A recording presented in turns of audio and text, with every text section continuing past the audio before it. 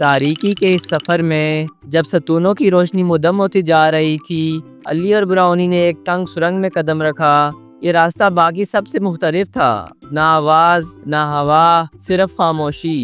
وہ دھیرے دھیرے چلتے گئے، یہاں تک کہ سرنگ کے اختتام پر ایک پتھریلا کمرہ نظر آیا۔ دیوار پر ایک چمکتا ہوا آئینہ نصب تھا، پر یہ عام آئینہ نہیں تھا۔ جیسے ہی علی اس کے قریب گیا، آئینے کی سطح ہلکی ہلکی روشنی سے جگمگانے لگی۔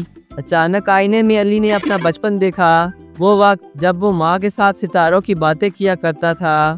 پھر وہ منظر بدلا، سٹار لائٹ شہر کا پرانا وقت دکھائی دینے لگا، روشن، خوشحال، مسکراتے چہرے۔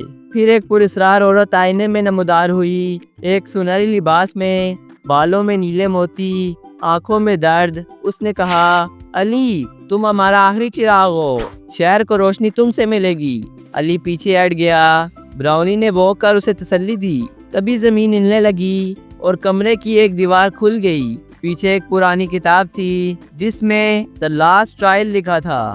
علی نے کتاب اٹھائی اور جیسے ہی اس نے پہلا صفحہ کھولا، ایک نیلی روشنی اسے گھیرنے لگی۔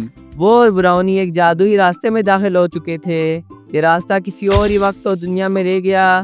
ایک لمحہ وہ پہاڑ پر تھے، ایک لمحہ کسی آسمانی جزیرے پر جہاں وقت رک سا گیا تھا۔ وہاں ایک ستون کھڑا تھا، لیکن یہ ستون باقیوں سے مختلف تھا، یادداشتوں کا ستون۔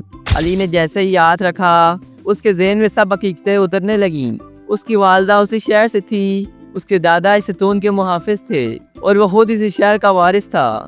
براؤن کی آنکھوں میں بھی ایک عجیب چمک تھی، جیسے وہ سب جان چکا ہو۔